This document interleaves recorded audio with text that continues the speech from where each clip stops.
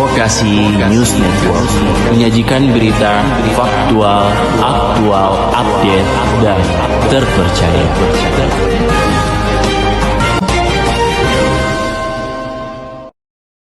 Halo, selamat siang pemirsa. Apa kabar hari ini? Network News kembali hadir menjumpai Anda bersama saya, Lutfi Naufal, dengan sejumlah informasi aktual, update, tajam, dan terpercaya. Ini dia berikut liputannya. 1 hari menjelang Hari Raya Idul Fitri, ribuan calon pemudik mulai padati stasiun Pasar Senen. Kondisi berikutnya berbanding terbalik dengan Bandara Soekarno-Hatta. 1 hari menjelang Hari Raya Idul Fitri, keadaan sepi dikarenakan harga tiket yang melonjak naik. Ribuan umat muslim datangi sholat Idul Fitri di Masjid At-Thohir. Hal tersebut mengakibatkan kemacetan lalu lintas hingga 4 jam. Baik saudara, setelah terhenti oleh pandemi COVID-19 selama 2 tahun ke belakang, akhirnya kegiatan mudik kembali mengiringi warga Indonesia. Jelang Hari Raya Idul Fitri, calon pemudik berbondong-bondong menyambut Lebaran di kampung halaman mereka. Berita informasi pertama yakni pantauan arus mudik yang berada di stasiun Pasar Senen. Tentunya dipadati oleh calon pemudik. Baik pemirsa, saat ini saya telah terhubung bersama Saudara Vino. Saudara Vino, bagaimana? Apakah Anda telah terhubung bersama saya? Baik, terima kasih Lutfi Naufal. Di sini Vino Yekti Adi Paramana melaporkan dari situasi dan kondisi terkini dari stasiun Pasar Senen, Jakarta Pusat. Kita bisa lihat stasiun Pasar Senen sangat dipadati dan dipenuhi oleh para pemudik yang rata-rata bertujuan stasiun Surabaya Pasar Turi dan stasiun Malang. Walaupun kondisi stasiun Pasar Senen ramai dan padat, hal itu tidak menutup kemungkinan bahwasanya stasiun tersebut sangat tertib ya, karena difasilitasi oleh para fasilitator, para staf-staf karyawan di stasiun Pasar Senen, sehingga para pemudik tidak akan haus informasi dan para petugas selalu memberikan informasi kepada para pemudik sehingga mudik tahun ini berjalan dengan sangat tertib dan sangat lancar, tidak ada kendala dan situasi kejadian yang tidak diinginkan oleh para petugas dan para pemudik, sehingga menghasilkan mudik yang nyaman dan aman. Terima kasih, Vino Yekti Adi Pramana melaporkan dari situasi dan tempat terkini Stasiun Pasar Senen. Saya kembalikan ke studio. Pada Jumat 21 April 2023, situasi Stasiun Pasar Senen mulai ramai dipadati pengunjung. Para petugas terlihat sudah siap untuk melayani para pengunjung. Harga tiket kereta yang dinilai lebih murah membuat Stasiun Pasar Senen ramai menjelang mudik Lebaran. Mudik tahun ini sih lebih padat ya, karena kan 2 tahun lalu kan nggak bisa mudik karena pandemi. Jadi termasuk tahun ini tuh paling rame banget pokoknya. Pokoknya puncaknya dari mulai tanggal 14 kemarin udah mulai rame, dari 24.000 keberangkatan per hari, naik terus hari berikutnya jadi 30.000, kemarin juga 38.000. Sama hari ini agak berkurang sih, cuman 20 ribuan, 20.600. Kemungkinan besok belum tahu juga karena invoice-nya belum keluar. Ya, sih. Kalau untuk tertibnya gimana Mas? Kalau tertibnya lumayan tertib sih, karena kemarin udah dicabut kan hak vaksinnya. Kan tadinya peraturannya harus vaksin 3 dulu. Sekarang bebas, udah nggak perlu vaksin 3 juga udah bisa naik kereta. Baik, terima kasih kepada Saudara Vino yang telah menyampaikan informasi situasi pantauan arus mudik yang berada di Stasiun Pasar Senen. Baik pemirsa, berbanding terbalik dengan berita sebelumnya, kali ini saya akan melaporkan situasi dan kondisi pantauan arus mudik di Bandara Utama Soekarno-Hatta. Tentunya terlihat sepi dari calon pemudik.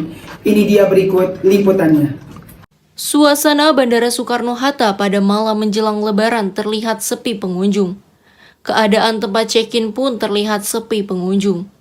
Kondisi bandara yang sepi pengunjung ini sangat berbanding terbalik dengan kondisi stasiun kereta api sebelumnya. Jadwal penerbangan dari berbagai kota tujuan pun tidak begitu padat.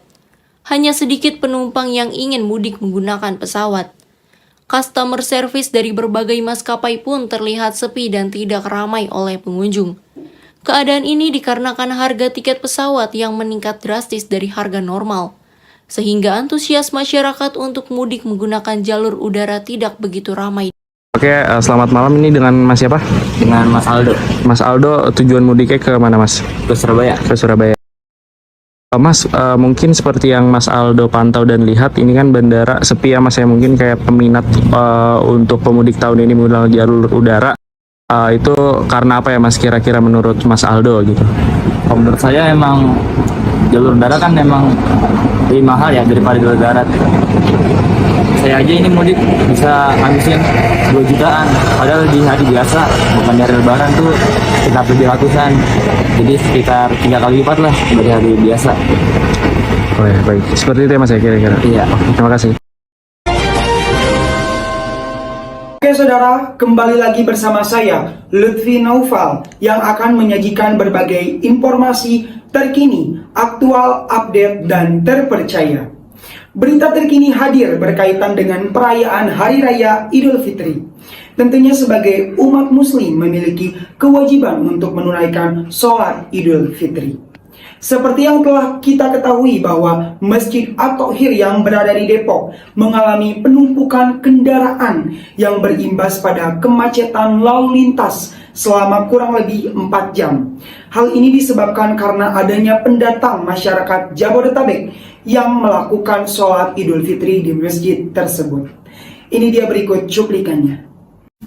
Dalam menyambut hari kemenangan umat muslim, Masjid At-Thohir menggelar sholat Idul Fitri pada Sabtu 22 April 2023. Ribuan umat muslim antusias mendatangi Masjid At-Thohir untuk melaksanakan sholat Idul Fitri.